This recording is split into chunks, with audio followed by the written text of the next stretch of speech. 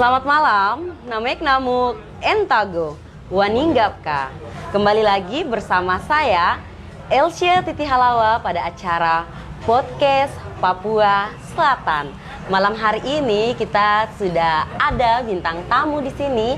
Ada Bapak Kepala Dinas Pendidikan, Bapak Sony Betaubun. Selamat malam Bapak, apa kabar? Baik, semalam Ya. buat semua masyarakat Merauke. Puji Tuhan baik ya Pak ya. Dan sedikit lagi kita akan berbincang-bincang, kita akan mengupas tuntas polemik pendidikan di Kabupaten Merauke. Dan tentunya Bapak ya, masalah pendidikan ini merupakan sesuatu yang sangat penting. Dan memang di tengah situasi pandemik seperti ini menjadi satu problem besar juga Pak ya. Iya, benar. Nah, ini pun akan menjadi pertanyaan dari masyarakat Kota Merauke. Untuk itu teman-teman, kita akan segera berdiskusi dengan Bapak. Boleh Pak ya? Boleh, Kita malam boleh. hari ini, Ya. malam Minggu, Boleh. kita mencuri waktunya Bapak Kepala Dinas. Iya, makasih. Iya, dan teman-teman, untuk itu kita sudah melakukan vaksin ya, vaksin pertama, vaksin kedua, sehingga memang kita tidak menggunakan masker saat ini. Tapi setelah kegiatan sebentar kita tetap akan menggunakan masker ya Pak ya. Benar sekali. Iya, Bapak, yang tadi Elsa sempat sampaikan bahwa masalah pendidikan ini menjadi problem di Kabupaten Merauke sendiri Bapak. Menurut Bapak, bagaimana sih untuk kita bisa mengatasi persoalan-persoalan yang ada? Kemudian di tengah COVID seperti begini, masalah apa yang menjadi sesuatu yang selalu terjadi di pendidikan sendiri, Pak? Baik, terima kasih seluruh masyarakat Merauke, terutama yang mendiami Ibu Anima. Yang pertama sekali bahwa kita sadari bahwa pendidikan adalah tanggung jawab kita bersama, yaitu keluarga, lingkungan, masyarakat, dan pemerintah. Tidak semata-mata bahwa pendidikan adalah tanggung jawab pemerintah. Ini kita harus maknai dulu. Memang polemik yang ada di Kabupaten Merauke, terutama dalam menghadapi KLB, kejadian luar biasa COVID-19, di mana Kabupaten Merauke pada tanggal 3 bulan 2 sudah masuk COVID di Kabupaten Merauke. Ini betul-betul dengan adanya protap gugus tugas COVID-19, banyak sekolah yang ada di Kabupaten Merauke tetap menggunakan, terutama daerah zona merah, menggunakan yang disebut dengan daring, luring, dan tatap muka terbatas. Coba dulu pertama, tapi dengan adanya peningkatan COVID di Merauke, kita tidak laksanakan. Lebih banyak kita adalah daring dan juga ada yang luring, bahkan juga bisa kunjung rumah. Nah, ini yang dilaksanakan. Namun demikian, memang kejadian COVID-19 ini membuat semua orang resah terhadap pendidikan. Tetapi bagi saya bahwa pendidikan memang dalam menghadapi KLB ada kemajuan, yaitu adalah anak-anak kita itu bisa memahami tentang HP Android dan bisa membuat tugas lewat HP. Berarti IT anak-anak kita tidak sama dengan kita zaman dahulu kala. Kita sampai sudah masuk SMA bahkan tamat belum pernah pegang HP. Nah, itu satu kemajuan. Mungkin yang menjadi kekurangan adalah tatap muka langsung untuk melihat bagaimana perkembangan pendidikan secara dekat. Nah, itu mungkin kendala.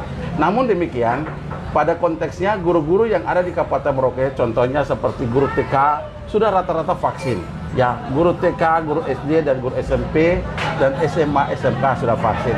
Dan siswa rata-rata SMK sudah 100% vaksin. Nah, oleh sebab itu, saya yakin dan percaya bahwa di tanggal 6 nanti kami secara resmi membuka tatap muka terbatas untuk anak-anak kita. Kalau TK kami minta 5 orang saja per hari. Nah, ini semua pun kembali kepada otonomi sekolah. Bagaimana sekolah mengatur dengan protap gugus tugas COVID-19 untuk bagaimana cuci tangan, jaga jarak, dan bagaimana itu diatur supaya semua bisa berjalan dengan baik.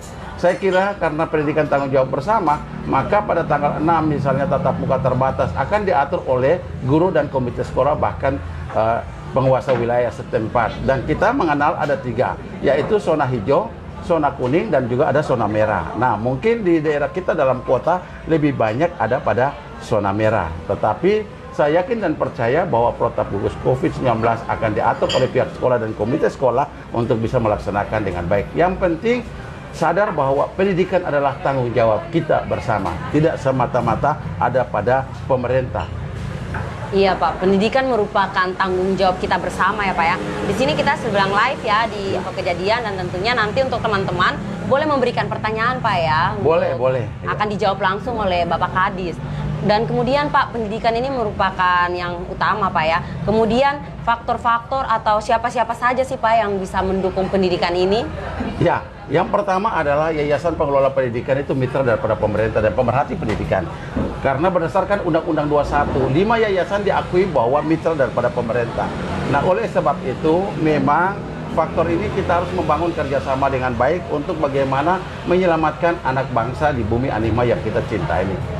Selalu dikatakan tanah kita ini penuh susu dan madu, tapi SDM kita itu kurang.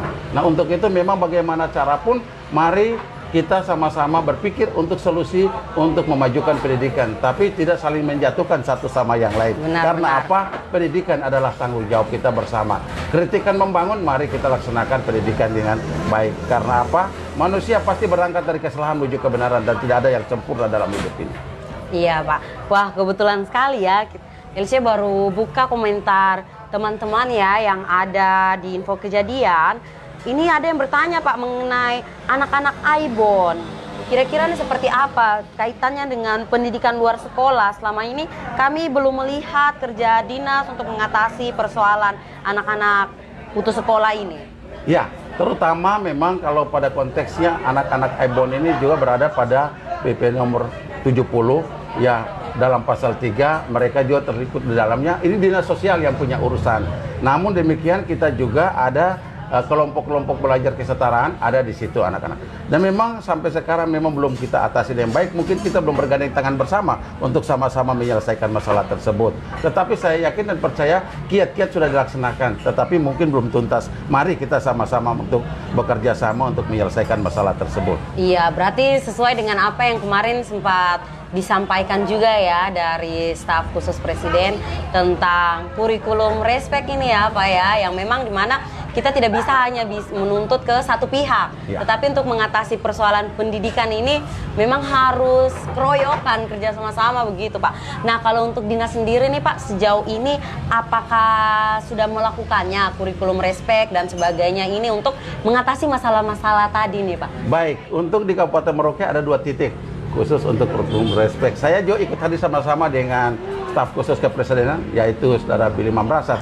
Kami ketemu sama-sama. Dan pada saat itu pun saya katakan bahwa untuk uluran tangan pemerintah cepat adalah kita membuat izin operasional dan izin pendirian sehingga sentuhan itu langsung diterima. Nah, saya juga berkoordinasi dengan beliau. Beliau ada dan sama-sama kami pertemuan di sana untuk bagaimana kurikulum respek harus kita bangun untuk bagaimana menyelamatkan anak itu, anak bangsa yang ada di sini.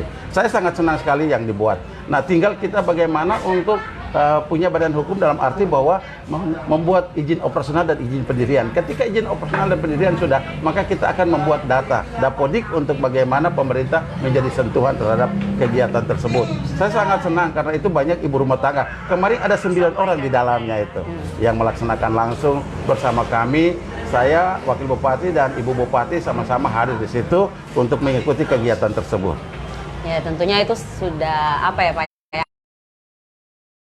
Apalagi situasi COVID sendiri seperti ini Pak, ada kendala apa sih yang dialami oleh dinas dalam masa pandemik ini?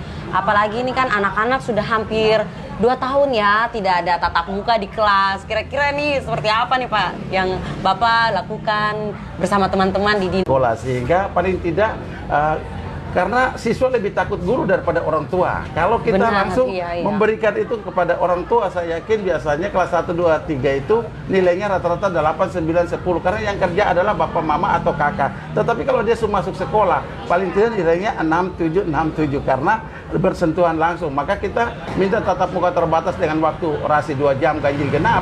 Artinya guru menjelaskan dulu dengan baik dulu, baru diberikan tugas sehingga anak bekerja itu dengan alur yang jelas. Iya, dan itu merupakan solusi juga ya. Ya, solusi dan tanggal 6 nanti kita akan buka. Sebagaimana saya sampaikan bahwa memang khusus untuk TK, SD, dan SMP yang ada di Kabupaten Merauke menyangkut vaksin rata-rata untuk SMP hampir 95%. Guru SD juga hampir ya 83% dan 17% belum. Nah, TK juga sudah vaksin, yaitu 87% dan 13 belum, itu guru. Dan kalau memang guru sudah vaksin, karena yang pertama adalah guru. Nanti kalau siswa yang usia 12 tahun yang diminta untuk vaksin, nanti kita dengan dinas sosial untuk dinas kesehatan untuk mensosialisasi dengan baik supaya mereka memahami dengan baik. Kalau yang belum vaksin, mungkin itu ada penyakit bawaan yang memang perlu limit waktu yang kita tunggu. Ya, apalagi untuk vaksin sendiri nih Pak ya.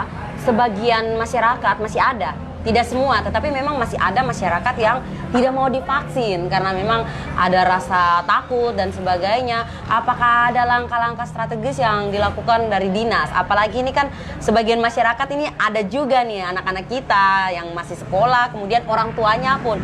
Sehingga beberapa kali isu-isu yang beredar sana ada orang tua pun yang mengatakan bahwa lebih baik saya anak tidak usah vaksin, saya sudah biar tersekolah terapa-apa, yang penting jangan vaksin. Kira-kira bagaimana Iya, Pak? kami tadi pagi dengan Dinas Kesehatan, kami langsung dengan RRI, memang mereka disosialisasi dulu untuk pemahaman karena vaksin ini ada aturannya yang akan dibuat.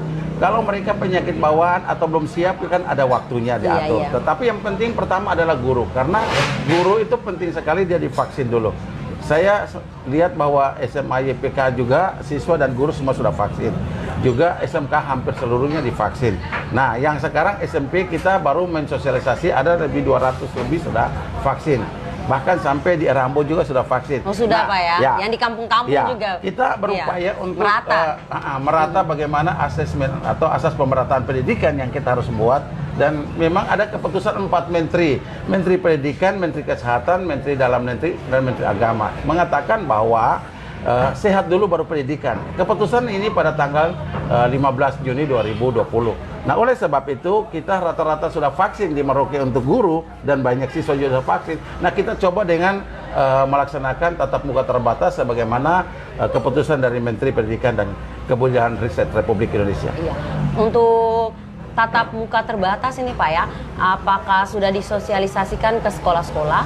Benar, tatap muka terbatas itu sekolah dengan komite sudah mensosialisasi dengan baik. Ketika sekolah menyatakan siap karena otonomi sekolah, nanti sekolah menyurat kepada kami, dinas akan mengeluarkan rekomendasi untuk melaksanakan dengan tembusan kepada tim COVID dan juga pihak kesehatan. Sehingga mari sama-sama kita bahu-membahu untuk melaksanakan. Nah, tatap muka terbatas tidak diperkenankan untuk jualan cemilan atau bakso atau di sekolah jajan, tetapi kalau bisa orang tua yang antar dan orang tua yang jemput. Karena kerinduan anak untuk melihat ya secara dekat bagaimana itu pendidikan. Nah, ini sangat penting sekali. Iya benar ya Pak ya. Kalau untuk Merauke sendiri, untuk yang sekolah-sekolah yang di perkotaan ini Pak, sekolah-sekolah mana saja yang sudah menerapkan tatap muka terbatas? Hampir 50% sudah melaksanakan tatap muka terbatas, seperti Budi Mulia, ya, seperti Yapis, ya, iya itu sudah melaksanakan. Dan memang rata-rata semua sudah memasukkan untuk permintaan untuk tatap muka terbatas. Kalau SMA, IPK, walaupun dia ini dan SMA SMP sudah melaksanakan tatap muka terbatas. Nah, ini saya yakin dan percaya kami serahkan pada otonomi sekolah, dalam arti bahwa sekolah akan lebih memahami dengan baik, adalah diskusi bersama dengan komite sekolah, supaya dalam konteks untuk tatap muka terbatas semua pihak akan ada di dalam bertanggung jawab. Iya Pak. Kemudian untuk tatap muka terbatas sendiri, apakah ada batasan waktunya Pak? Batasan, kalau sekolah orasinya, normal, durasinya ya, berapa? Kalau orasinya mereka kita harapkan sebelum jam 12 itu sudah pulang, jadi setengah 12 sudah pulang. Jadi limitnya mereka adalah 2 jam, 2 jam yang diatur. Untuk jam, ya. Karena guru menyampaikan tugas dan lain-lain kepada anak sehingga anak pulang tahu bahwa penjelasan tugas ini dilaksanakan seperti apa. Kita lewat Android kadang-kadang HP-nya ditaruh tapi anaknya duduk tempat lain. Harusnya 15 menit kemudian ditanya, siap kau tidak anaknya? Kan Android itu kalau kita biarkan ditinggalkan begitu, orangnya duduk di tempat lain tinggal didengar saja. Tetapi kita harus pengecekan tidak fokus tidak fokus. Tetapi kalau dia sudah sampai di sekolah, sudah dijelaskan oleh guru, maka dia kembali mengerjakan tugasnya pasti sudah tahu, oh ini jalannya seperti ini, rumusnya begini, hasil pencapaiannya begini. Ya. Ini salah satu langkah yang baik juga ya. Tapi begini Pak, apakah memang untuk tatap muka terbatas ini yang tadi Bapak Kadi sampaikan bahwa 2 jam ya? 2 jam. Apakah memang untuk di dalam ruangannya sendiri Pak, 2 jam ini kita full atau memang ada batasan lagi? Tidak boleh lebih dari 20 orang atau seperti apa Pak? Iya, jadi memang untuk mereka, karena kita sudah pada zona Merdeka Belajar, saya pikir begini, guru itu tidak selamanya dalam kelas. Karena apa? Dia dengan konteksnya, ya, misalnya bagaimana proses, karena kita dalam kurikulum darurat menuju kepada konteks Merdeka Belajar. Saya sangat harapkan bahwa belajar anak-anak itu tidak selamanya dalam kelas. Jadi mereka ada di halaman sekolah. Contohnya, ya, kalau memang anak itu kelas 1, kelas 2, dan kelas 3 kita tulis saja A, B, C, D sampai Z, kita lempar saja. Ya, kasih jarak. Siapa yang pegang huruf I, angkat tangan. Siapa B, siapa U, dibaca apa maju ke depan? Dibaca ibu. Nah, kalau itu kan mudah sekali. Dan untuk SMP maupun SMA, SD, saya sudah katakan bahwa jangan sampai guru matematika, ya guru IPA, guru bahasa Inggris banyak tugas. Kalau orang banyak tugas, anak itu jenuh cepat. Tapi paling tidak memberikan penjelasan-penjelasan sehingga lebih mudah anak memahami. Karena lebih banyak tugasnya, anak itu misalnya tetap dia juga jarang masuk karena takut tugas belum selesai. Maka harus dia melihat sifon yang ada. Iya. Dan belajar di halaman itu lebih enak karena apa? Kita bisa melihat kalau SD, mungkin ini pohon pisang, berapa lamakah pohon pisang ini berbuah? Kan kurikulum kita darurat, itu kan RPP cuma 1 lembar. Ya, 1 lembar saja. Maka saya kira apa yang ada di sekitar kita harus betul-betul dijaga dengan baik. Dimanfaatkan juga Pak ya. Lah, lalu ini ada yang sampaikan seperti begini Bapak. Coba saya simpulkan intinya. Oke, untuk tatap muka terbatas untuk proses pembelajarannya di dalam kelas, untuk matematika nih ya, kalau tidak salah untuk matematika. Nah, untuk matematika kelas atas Pak, bahkan ada anak-anak yang sudah tidak bisa perkalian, pembagian, dan ini kita ada di kurikulum terbatas yang memang harus meramu dan mengecilkan, dan bahkan soal-soalnya pun kan tidak boleh banyak. Tetapi kelas 5, kelas 6 ini adalah persiapan ke SMP, dan kemudian untuk membaca, menulis itu mereka bisa, tetapi untuk perkalian, pembagian ini sudah anak-anak sudah mulai melupakannya Pak. Ini solusinya bagaimana? Apakah dari dinas ada untuk komunikasi ke sekolah untuk pertemuan dengan orang tua mungkin supaya dukungan orang tua gimana? Baik, khusus untuk anak-anak sampai di kelas atas belum memahami. Sebetulnya saya sampaikan bahwa kelas 1 sampai kelas 3 kalau anaknya belum memahami dengan baik jangan naik ke kelas 4. Kenapa demikian? Kalau kita paksa dia naik kelas 4 sementara dia di kelas 4 itu tidak naik kelas, dia tahu malu. Berarti dia pasti drop out. Ya. Nah, kalau dia kelas 1, 2, 3 ini kalau dia tidak naik ya lebih baik tahan di kelas itu. Sehingga di kelas 4 dia sudah betul-betul bahwa dia sudah pemahaman untuk mungkin perkalian, mungkin membaca. Karena saran saya adalah kelas 1, 2, 3 itulah Bapak Ibu guru yang sudah punya anak supaya tahu mendidik, mengasuh, membimbing di kelas kecil. Tetapi jangan sampai mereka yang masih muda-muda yang belum punya anak mendidik, mengasuh seperti apa. Tapi untuk kelas 4, 5, 6 paling tidak dia sudah tahu perkalian, dia sudah tahu membaca sehingga semua berjalannya lancar. Karena memang situasi COVID juga, jadi memang saat ini kalau mau jujur-jujuran ya, kita punya pendidikan ini memang lagi mengalami kemunduran Pak ya, atau gimana Pak ya? Sebetulnya begini, dari tidak Sabang juga sampai Merauke. Iya, Sabang Merauke Indonesia. Pendidikan ini kita rata-rata memang kalau kita katakan mundur, ini mungkin karena kacamata kita saja. Tetapi kalau menurut saya tadi, mungkin mundurnya itu karena tidak tatap muka. Tetapi kemajuan pasti jalan karena dilaksanakan dengan mereka menguasai IT, dengan masih kecil dipaksa untuk menguasai IT, dan juga dengan kunjung rumah dan mungkin daring. Ya, itu saya kira ada upaya. Mungkin yang merasa bahwa belum tercapai dengan baik adalah tatap muka. Maka kita mengupayakan tanggal 6 dengan tatap muka terbatas untuk pentahapan bagaimana ke depan. Karena ada 3 zona. Ada zona hijau itu kan tatap muka terus. Ya, ada zona kuning kan kita lihat sekolah-sekolah tertentu saja. Nah, sekarang zona merah. Zona merah itu yang kita mendata. Ternyata zona merah itu rata-rata guru-gurunya dan siswanya rata-rata sudah vaksin. Nah, kalau mereka sudah vaksin, suka tidak suka kita harus tatap muka terbatas. Untuk bagaimana melihat bahwa kira-kira seperti apa. Kalau kita tidak coba sama sekali, nanti tambah jauh lagi kita. Benar ya. Ya, artinya memang kita melihat pandemik ini, COVID ini, oke lah, ada sisi negatifnya, tetapi sisi positifnya sekarang kemajuan teknologi ya. Anak-anak yang dulunya tidak bisa menggunakan HP Android, guru-guru yang tidak bisa menggunakan Classroom, Google Meet, tetapi karena keadaan saat ini, guru-guru di kampung-kampung maupun yang daerah-daerah pinggiran pun sudah bisa menggunakannya. Itu berarti sesuatu hal yang luar biasa juga. Ada sisi baiknya Pak ya. Benar. Tentu ya. Oke Bapak, wah ini sudah 80 ya yang menonton. Kemudian ada yang bertanya terkait dengan gaji honorer Pak. Benar. Gaji honorer. Iya. Pasti percaya bahwa di atas langit masih ada langit. Ya, gaji honorer kami sudah proses sampai ke atas. Saya kira sudah sampai ke Bupati. Nanti tinggal keputusannya seperti apa. Tetapi khusus untuk yang nota dinas, rata-rata semua sudah dibayar.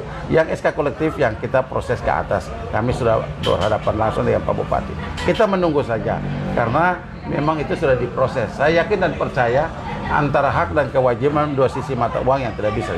Tetapi mari, pendidikan mari kita melihat, jangan ke faktor negatifnya, tetapi mari faktor positif, karena pendidikan itu kekayaan manusia, bukan harta. Mari kita sama-sama berpikir ke depan. Dulu zaman dahulu rata-rata guru-guru kita tidak berpikir bagaimana bahwa uang besar, uang kecil, tapi pendidikan tetap maju. Sekarang dengan adanya konteks sekarang pendidikan itu betul, Bapak Ibu guru itu panggilan hati dan kerja dengan hati. Nah, prospek ini harus ke depan. Mari kita pikir bagaimana untuk kita bisa berjalan bagus. Karena kita orang pendidikan banyak protes, nanti kan dilihat daripada waduh, kenapa pendidikan banyak protes di situ. Kalau bisa kita yang kekayaan manusia, ya kita yang mengajar untuk lebih paham, mari kita duduk diskusi, tetapi jangan kita di medsos. Karena apa? Kita dulu diskusi itu untuk menyelesaikan masalah, tapi kalau dulu di medsos itu kan banyak publik menganggap kelemahan kita dibuka di situ. Tapi mari kita bicara bersama, sehingga ada musyawarah untuk mufakat dalam menyelesaikan masalah. Iya. Artinya memang dari Bapak sendiri membuka pintu hati ya, pintu dinas juga untuk teman-teman yang masih merasa hak-haknya belum terpenuhi, mari datang, kita bicara, selesaikan sama-sama. Ya. Karena sebenarnya juga ada proses-proses yang harus dilalui juga, Pak ya. Ya, semua kan pentahapan dan proses berjalan. Kalau seandainya itu langsung di dinas tanda tangan langsung dibayar, ya itu mungkin serba langsung segera. Tetapi ini proses sedang berjalan. Jadi saya harapkan bersabar, ya karena namanya kita itu kalau memaksa untuk cepat, saya kira itu prosedurnya kita sudah laksanakan. Sudah ya, Pak ya, sudah mendampingi guru-guru juga berarti. Ya. Wah. Oke lah. Oh ya, teman-teman, itu sudah disampaikan dari Bapak tadi ya. Kemudian memang masalah pandemik saat ini, masalah gaji guru, bahkan bukan hanya di pendidikan Pak ya, tapi memang semua sisi kita lagi mengalami masalah juga ya Pak ya. Jadi mungkin lewat live kali ini Bapak bisa menyampaikan ke teman-teman guru honorer yang memang lagi bertanya-tanya dan mereka lagi menonton ini Pak, menonton live-nya Bapak malam ini supaya teman-teman juga bisa tahu apa yang sebenarnya terjadi, persoalannya seperti apa Pak. Jadi bagi seluruh tenaga honor, ya kalau bisa malam ini pun saya mengingatkan juga bahwa P3K akan dites dan jatah Kabupaten Merauke adalah 630. Nah, 630 itu yang usia khusus untuk 35 tahun ke atas kita didaftarkan untuk P3K. Dan P3K ini sudah ditentukan bahwa pada tanggal 13 sampai 17 ini sudah mulai dilaksanakan seleksi dan ujian kompetensi seleksi. Saya harapkan dengan adanya malam ini menonton saya langsung, kalau memang belum mendaftarkan karena kuota kita masih kurang. Tetapi kita akan tetap dilaksanakan tes dengan pasang grade untuk khusus guru-guru kita. Ketika memang P3K sudah dilaksanakan, karena kemarin saya ingat LC sama sekali kemarin di Buti saya dengar ada yang bertanya bagaimana saya honornya cukup lama. Benar. Malam ini saya ingatkan sekali lagi bahwa kita punya jatah adalah 630, tetapi nota dinas itu adalah di nota dinas bupati dan kepala dinas. Itu yang kita akan adakan seleksi. Tetapi jatah yang baru kita dapat 630, yang daftar ini baru 580, masih kurang ada 50. Untuk itu berlomba-lomba dengan syarat yang ada, mari untuk kita laksanakan karena tanggal 13 sampai 17 itu mulai tes kompetensi. Saya harapkan untuk malam ini memang penting sekali ini saya sampaikan untuk yang honor-honor yang sudah merasa bahwa sudah lama tetapi harus dia masuk menjadi P3K, saya minta untuk segera karena waktu semakin dekat untuk bisa menjawab ketika mereka dia masuk P3K, ya namanya pegawai kontrak pemerintah itu berarti dia sudah berada pada kontrak sehingga pemerintah daerah tidak memberikan honor banyak lagi karena sudah diangkat P3K. Ya ini juga merupakan apa ya Pak ya? Solusi juga ya. Solusi untuk mengatasi pendidikan. Masalah pendidikan ini sebetulnya kalau kita bicara, memang pendidikan ini yang pertama adalah jumlah siswa kerombel ke jumlah guru. Nah, kita lebih kecil saya sampaikan bahwa kita punya TK ini adalah 105, punya guru cuma 104. Sementara kita butuh satu TK itu paling tidak 3 guru. nol besar, nol kecil, dan kepala sekolah. Memang ini hal yang memang tidak mudah dan tidak gampang. Nah, oleh sebab itu, berpikir tentang pendidikan ini adalah milik kita bersama. Mari kita berpikir bersama-sama untuk memberikan masukan-masukan untuk dukung untuk pendidikan di Kabupaten Merauke berjalan dengan baik. Setelah saya masuk Dinas Pendidikan, Merauke masih pada urutan 14. Tapi untuk tingkat nasional, dalam hal ini untuk Papua, Merauke ini sudah masuk pada grade untuk 5. Nah, saya harapkan memang banyak orang melihat pada keberhasilan pendidikan seperti apa, tetapi kita berupaya itu atas kerjasama kita semua. Jadi kita sudah masuk pada grade 5, kalau tidak salah mungkin ada terkasih staf khusus kepresidenan, ya Adi Billy kemarin sudah sampaikan. Ya, saya yakin dan percaya bahwa grid itu membuat kita bagaimana semangat belajarnya. Tetapi Kabupaten Merauke lebih banyak adalah kekurangan tenaga guru, maka di pedalaman rata-rata hanya 1 dan 2 guru. Nah ini harusnya SD kita butuhkan 9 guru, 6 rombel ditambah kepala sekolah ditambah guru penja sama guru agama. Ini sebetulnya rasionya supaya kita ke depan jangan susah. Mungkin misalnya di SMP kita butuh 14 guru. Ya, ini rasa-rasanya bahwa kita rata-rata semua sekolah itu kekurangan tenaga guru. Maka kita membuat mekanisme pendidikan tipe apapun kalau memang tenaga mencukupi. Kalau tenaga mencukupi, penyebaran guru sudah sesuai, pemerataan pendidikan, maka kita pasti akan ada dalam edaran Menteri Pendidikan dan Kebudayaan Republik Indonesia nomor 1, yaitu ujian nasionalnya ditiadakan, ujian sekolah kalau bisa ujian-ujian, kalau tidak kita laksanakan asesmen atau asas pemerataan pendidikan. Dan saya juga sampaikan kepada seluruh pemerhati pendidikan dan seluruh Yayasan Pengelola Pendidikan, Kabupaten Merauke punya guru penggerak ini ada 18. Saya tadi pagi ada buka, dan guru penggerak itu adalah boleh dikatakan ini membawa pembaruan yang cukup maju. Banyak guru yang memang belum masuk kepada guru penggerak. Tetapi inilah agen-agen perubahan pendidikan di masa yang akan datang. Nah, saya tadi pagi mewakili kementerian membuka di Halogen. Nah, ini dilaksanakan kenapa pendidikan yang sekarang ada guru perintis, ada guru penggerak. Ya, semua berupaya untuk meningkatkan mutu pendidikan. Hanya ketika kalau kita melihat kesalahan, saya harapkan bahwa jangan efek kecil jadi kita membuat dia menjadi besar. Tapi mari kita sama-sama, saya inginkan saran pendapat, pikiran yang baik untuk kita satukan hati seperti moto kita, satukan hati pikiran untuk memajukan pendidikan di Kabupaten Merauke. Tetapi sekali lagi saya ingatkan bahwa P3K dalam waktu dekat akan tes. Untuk itu saya kira berlomba cepat untuk mendaftarkan, kalau belum masuk didaftarkan. Apalagi ini ada peluang Pak ya, ada masih peluang. ada 50. Ya, jadi 50 ya. Sudah 500 ya, sudah 580 dan masih kurang 50. Saya sangat harapkan mungkin yang belum terdaftar diupayakan seoptimal mungkin secepatnya, karena khusus untuk tim sudah berangkat ke Jayapura untuk mempersiapkan seleksi nanti. Ya. Dan itu memang sangat membantu juga dengan untuk kita punya guru-guru honor, karena kemarin memang apa yang disampaikan Kak Billy, kebetulan memang dia punya orang tua juga honor daerah 41 tahun ya, 41 tahun, sehingga memang dia mendorong agar program ini bisa terlaksana, dan memang ini akan membantu juga kita punya guru-guru honor yang ada di Kota Merauke ya Pak ya. Ya, saya kira ini cukup menjawab karena 630 itu jumlah yang bukan sedikit. Nah, untuk itu saya harapkan mari kita sama-sama berpikir dengan baik, semangat saudara-saudara yang honor dengan usia 35 ke atas, mari daftarkan diri, karena ini pendidikannya adalah tanggung jawab kita bersama. Siapa lagi yang merubah diri kita kalau bukan kita sendiri. Nah, untuk itu betul-betul melihat dengan baik bahwa waktu semakin dekat, peluang sudah ada, jangan sia-siakan kesempatan dan peluang yang ada.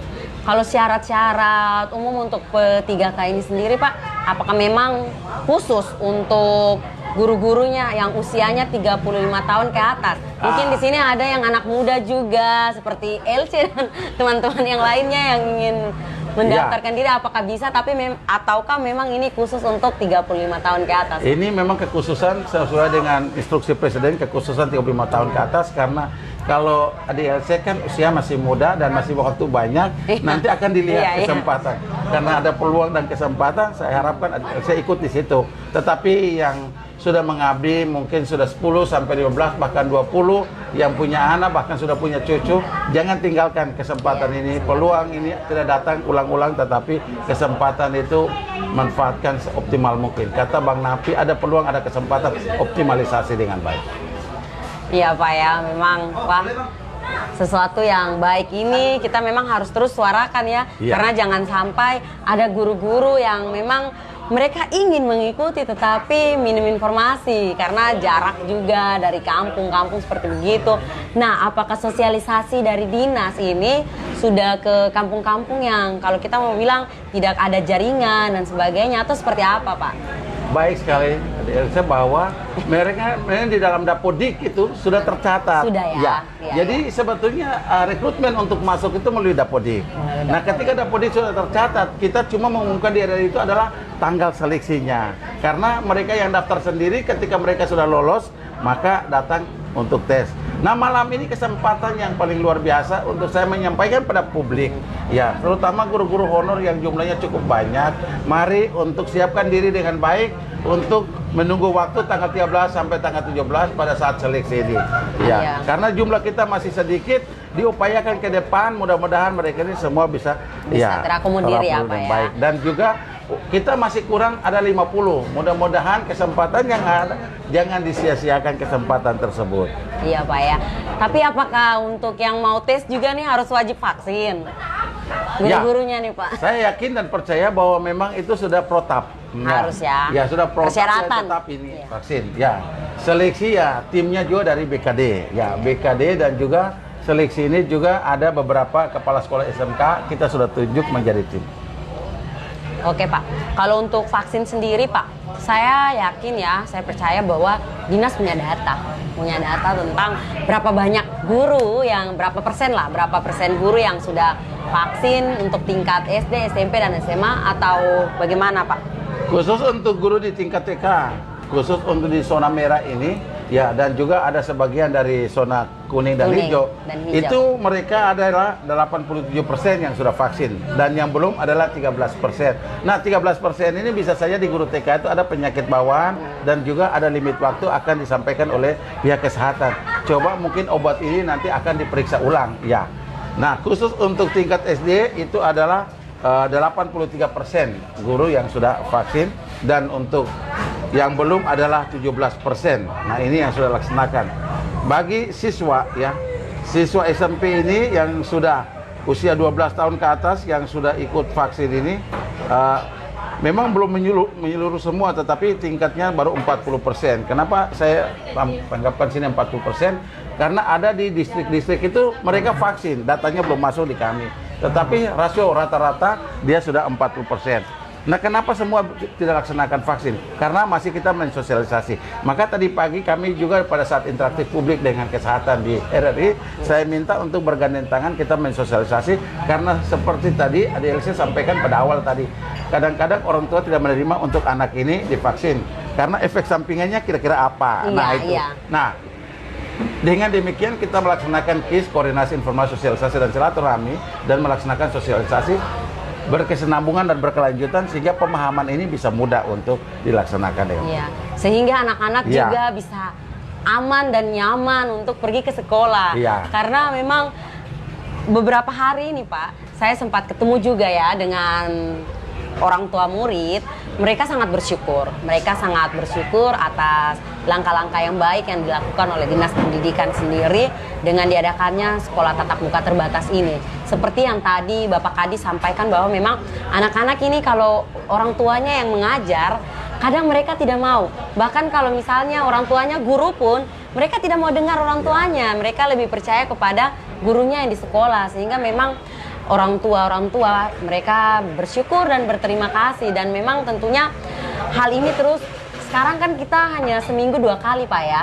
Seminggu 2 kali untuk tatap muka terbatas ini. Ya semoga ya, Pak ya, kalau diizinkan ke depan bisa ditingkatkan lagi. Sehingga memang pemahaman anak-anak ini bisa mereka dapatkan dengan baik, Pak ya. Ya, memang kita sistem ganjil genap tatap muka terbatas pentahapan ini kita menyerahkan pada otonomi sekolah. Kira-kira perkembangannya seperti apa? Saya yakin dan percaya, terima kasih kepada Bapak Bupati, Wakil Bupati, dan juga kepada Sekda. Dan pada konteksnya bahwa COVID di Kabupaten Merauke sudah menekan angkanya jadi turun. Nah, dengan adanya angkanya turun, bagaimana kita untuk meningkatkan mutu pendidikan dengan menghadap untuk tatap muka. Kenapa? Kalau kita tatap muka, saya yakin beda dengan kita dengan HP Android, karena maknanya lebih tinggi. Benar sekali Adik Elsa bahwa Apalagi dia anak manja, apalagi dia selalu disayangi. Iya, Terus tugasnya, kalau dia bilang malas, berarti sudah mau dan tidak mau orang tua yang jadi kembali murid, Iya. atau kakaknya atau adiknya. Maka saya bilang kalau misalnya tugas anak kelas 1 sampai 3 SD, rata-ratanya nilai 8, 9, 10, 8, 9. Karena yang kerjanya bukan anaknya. Iya. Iya, Yang iya, kerjanya pasti bapaknya atau mamanya atau kakaknya. Nah, inilah apalagi di satu sekolah itu, satu rumah itu HP-nya cuma satu, tapi anak sekolahnya ada di SD, ada di SMP, ada SMA, SMK. Iya, iya. Nah, itu memang perlu kita melaksanakan tatap muka terbatas untuk melihat ke depan kira-kira apa sih yang kita dapatkan. Iya benar Pak ya. Kalau tidak salah ya, sekitar setahun yang lalu, tidak, awal tahun ya Pak ya, Ya. teman-teman dari Gerakan Mahasiswa Kristen sendiri sudah membuat kajian dan bertemu dengan Bapak ya, karena Ya. persoalan itu tadi, masalah HP Android, karena Ya. memang tidak semua anak-anak kita ini memiliki HP. Benar Sehingga sekali. memang kita mau adakan melalui daring juga kadang masih menjadi kendala ya. Tapi puji Tuhan lah dengan sekarang langkah yang strategis ya kalau kita mau lihat Pak ya. Dan untuk Bapak sendiri apakah sudah mengunjungi sekolah-sekolah yang sudah melakukan tatap muka terbatas ini Pak? Baik, terima kasih ADLC bahwa memang saya bergandeng dengan GMKI pada saat itu adalah bagaimana merdeka belajar dan bagaimana untuk menghadapi COVID. Terima kasih bahwa dalam kerjasama itu kita turun terus, tetapi pada saat tingkat COVID-nya angka bertambah, Iya, nah iya. saat itu Benar. saya dengan GMKI saya katakan bahwa kita melihat dulu bagaimana kebijakan pemerintah daerah dalam konteks ini. Nah untuk itu saya percaya bahwa sekarang dengan turunnya angka COVID, kita perlu mengadakan tatap muka terbatas. Nah sekolah-sekolah yang tadi saya sampaikan sekitar 50%, saya sudah turun ke sekolah. Iya, Dan iya. ketika sekolah membuat surat ke dinas bahwa dia akan tatap muka terbatas, kami pasti turun melihat dulu apakah protokol gugus COVID-19 sudah disiapkan ke belum.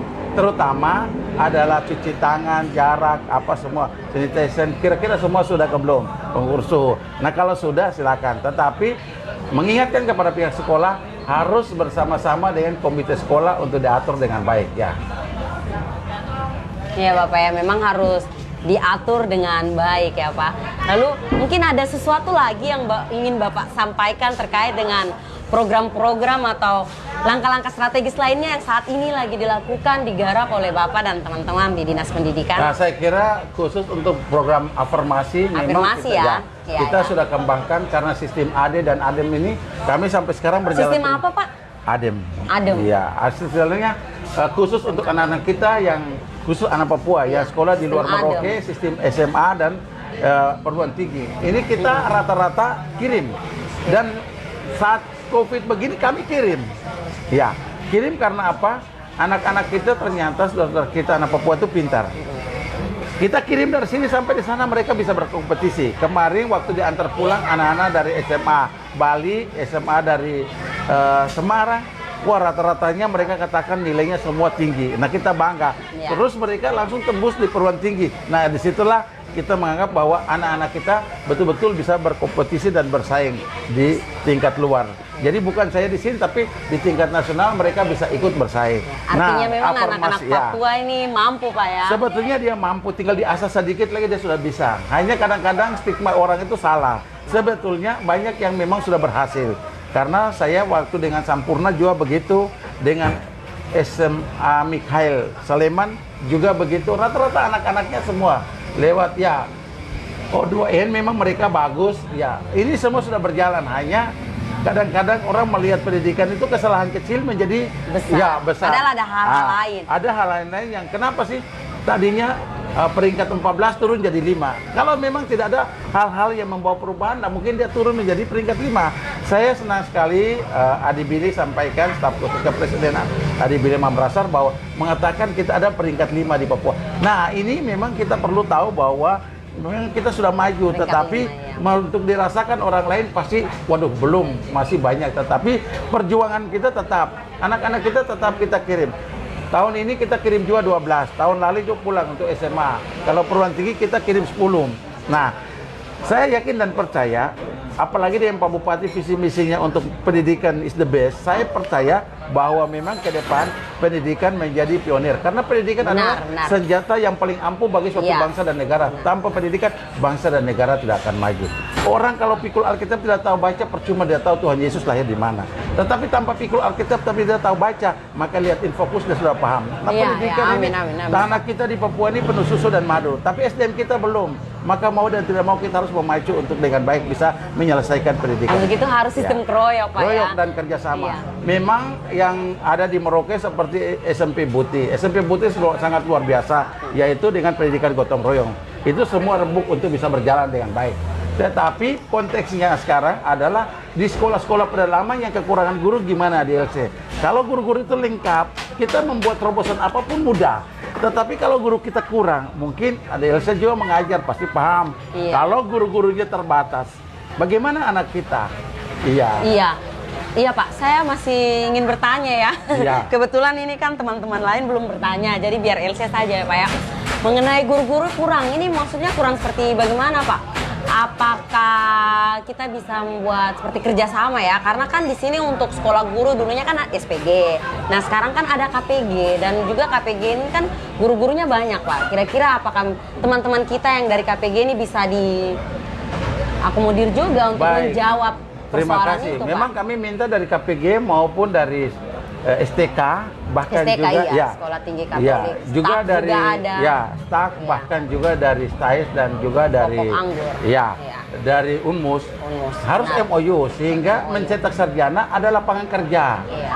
Ketika MOU kan kebutuhan. Contohnya tahun ini kami sebetulnya butuh guru kontrak itu adalah 293. Ternyata untuk S1 berdasarkan Undang-Undang Pendidikan nomor 14 tahun 2005 yang bisa melamar itu cuma adalah 171 quote.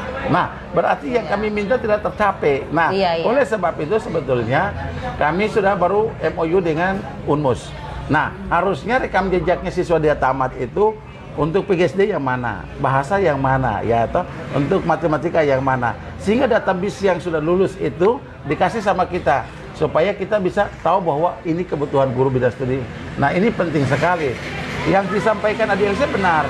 Kalau KPG Kas Papua ya memberikan MOU, berarti yang lulus ini kita bisa peruntukkan untuk apa.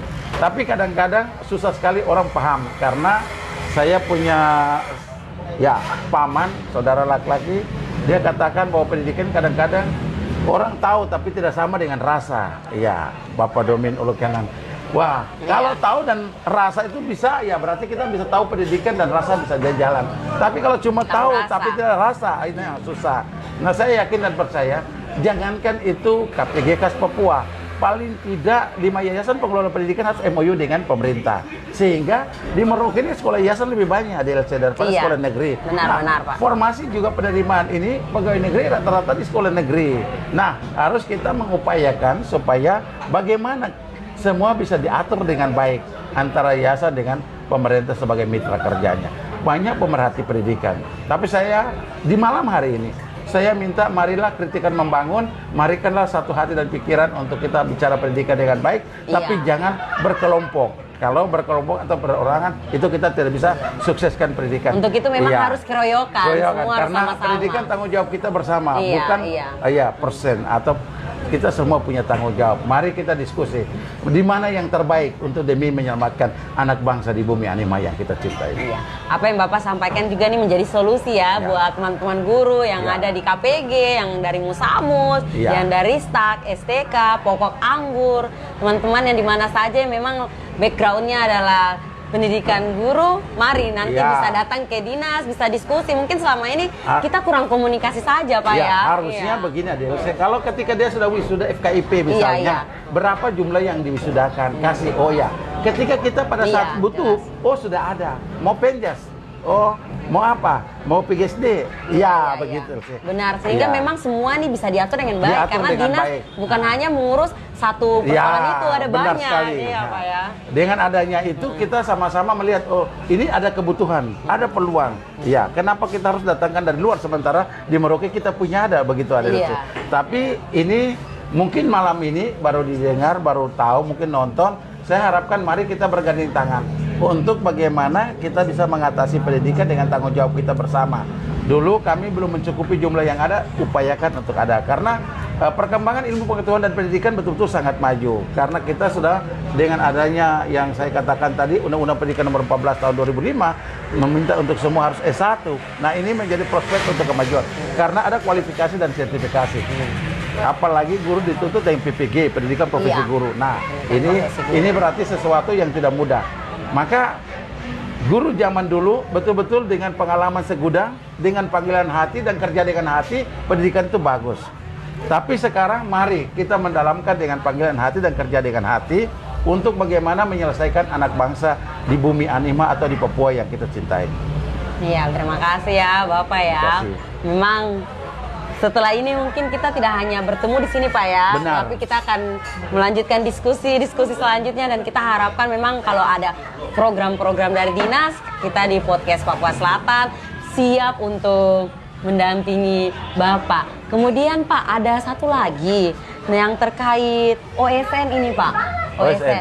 OSN ini mungkin Bapak bisa menceritakan sedikit karena untuk sepengetahuan kita semua. Ya, OSN ini kan sebetulnya begini.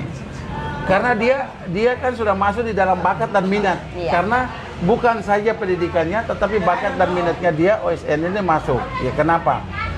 Karena kita bukan saja kesenian, tetapi kita juga ada di situ olahraga, ada di situ juga pendidikan. Jadi Olimpiade Sains yang nasional yang dilaksanakan, Kabupaten Merauke tidak kalah bersaing dengan yang lain. Benar sekali, Kalau Pak. memang disampaikan Ade Billy, karena apa? Kita mungkin di Merauke banyak orang mengatakan bahwa pendidikan begini, tetapi ketika kita keluar itu menjadi barometer. Benar. Karena kita dilirik dan dinilai juga, Pak ya. Hanya biasanya orang tidak tahu yang hasil dari luar. Tetapi karena setiap kali keluar mereka itu tetap membawa juara. Saya sangat sepakat Pak, karena kebetulan saya juga pernah mengikuti OSN sejak tahun 2014, mengikuti perwakilan Merauke untuk bidang studi kimia. Itu waktu SMA ya. Kalau untuk tingkat kabupaten juara 1, puji Tuhan. Tapi ke tingkat provinsi puji Tuhan juga masuk di 5 besar. Dan ini saya mengakui apa yang Bapak katakan memang fakta. Ketika kita anak-anak yang dari Merauke kita keluar, kita sangat diperhatikan dan dilirik, bahkan kita pun disegani. Kadang-kala kan kita masih ada di Merauke, kadang kita ada rasa minder, rasa takut untuk bersaing. Tapi teman-teman di luar sana tuh sangat memperhitungkan Merauke, Bapak. Saya sangat sepakat dengan apa yang Bapak sampaikan. Dan memang dari Dinas Pendidikan pun selain mengurus hal lain untuk mendukung anak-anak mengikuti OSN ini memang benar terjadi. Karena saya pun pernah mengikutinya, Pak. Memang pendidikan ini harus ada keinginan, kemauan, ditunjang dengan keberanian. Kalau keinginan, kemauan, dan keberanian tidak ada, pendidikan susah maju. Nah, oleh sebab itu, saya katakan bahwa saudara-saudara anak-anak kita itu sebetulnya pintar. Hanya polesannya belum jalan dengan baik. Tetapi kalau ada polesan lagi buat mereka, kenapa tiap kali kami kirim, bahkan saya antar mereka ke Aceh, mereka juara. Nah, saya pikir kalau kita protes pendidikan dalam kota dan sekitar pinggiran ini, kita harus melihat barometer yang ada di luar. Nah, kenapa kita urutan 14 turun menjadi 5? Saya kira mungkin dalam konteks berpikir, sebetulnya di tingkat nasional, ya seperti ada yang sampaikan bahwa melirik Kabupaten Merauke karena banyak kemajuan yang dibuat. Tetapi ketika kesalahan kecil yang ada di sini, barometer mengukur pendidikan seakan-akan dia gagal. Ya, saya kira ini tidak bisa begitu, karena pendidikan itu bukan jangka pendek, tapi dia jangka panjang. Jadi kita perlu untuk berupaya ke depan bisa maju pendidikan. PR kita bersama ya, Iya Pak. Kemudian kalau situasi pandemik ya Pak ya, kalau dulu kan Elsie dan teman-teman lainnya mengikuti OSN ini kita berkumpul, kemudian kita diberangkatkan. Lalu dalam situasi pandemik ini apakah tetap dijalankan atau memang tidak Pak? Pada saat sekarang tetap diikuti lewat itu meeting room yang ada, kami ikuti. Ya, lewat jadi, Zoom berarti Pak ya? Zoom. Tetapi kami dampingi. Kenapa kami dampingi? Karena kami tidak mau supaya dia artinya gagal, harus dia berhasil. Nah, sebetulnya banyak sekali keberhasilan kita yang ada di sini, tetapi orang melihat hanya sebelah mata. Kalau memang melihat betul bahwa di luar kita juga berkompetensi, nah disitulah kita tahu pendidikan itu maju. Karena apa? Dalam rumah dan di luar rumah itu beda. Nah, sebetulnya banyak yang kita buat. Contohnya khusus kita dengan SMA YPPK Mikhail Sleman. Anak-anak kita tuh luar biasa. Kenapa luar biasanya? Mereka rata-rata ya diterima di perguruan tinggi. Ya ada masuk STPDN, lolos kita. Nah itu kita bangga. Ya. Siap Pak.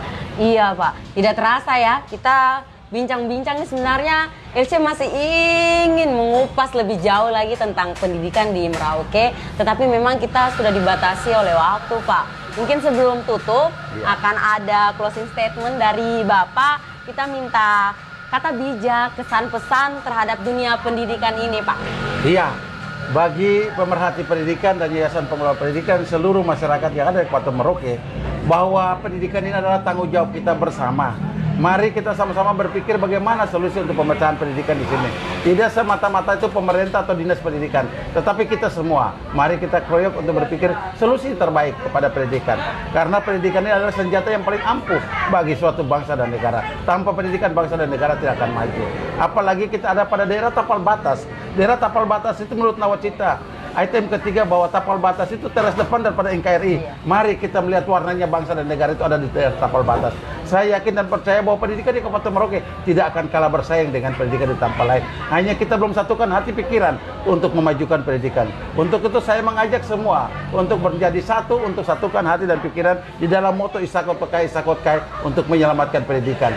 Bukan karena dinas pendidikan, tapi semua pihak. Mari kita samakan persepsi untuk membangun pendidikan. Kalau ada kritikan, saya harapkan kalau bisa bertemu langsung untuk mari kita curhat untuk bagaimana solusi. Kritikan membangun, saya harap, tetapi mari kita duduk sama-sama. Jangan lewat medsos, karena kita bukan medsos, sementara kita juga orang pendidikan. Nanti kurang nyaman kalau kita orang pendidikan baru buka medsos lagi orang pendidikan. Nah, ini salah. Kalau bisa mari mengadakan diskusi kerjasama yang baik, karena pendidikan adalah tanggung jawab kita bersama untuk menyelamati bumi animal ke depan generasi yang akan datang.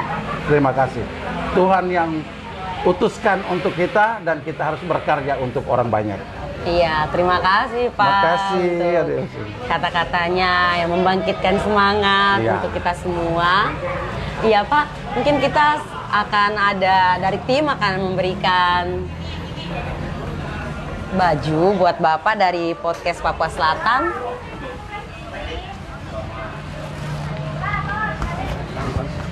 Jadi memang sudah ada langkah-langkah strategisnya Pak ya? Sudah ada langkah-langkah strategis.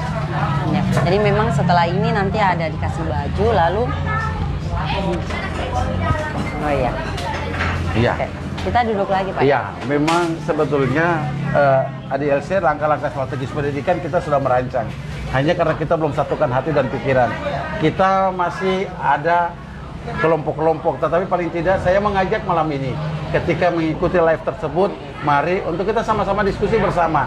Karena kita orang pendidikan, kalau kita ada di medsos atau kita ada di masyarakat, mari, karena pendidikan itu betul-betul kunci daripada keberhasilan. Tanpa pendidikan, bangsa dan negara tidak akan sukses dan keberhasilan.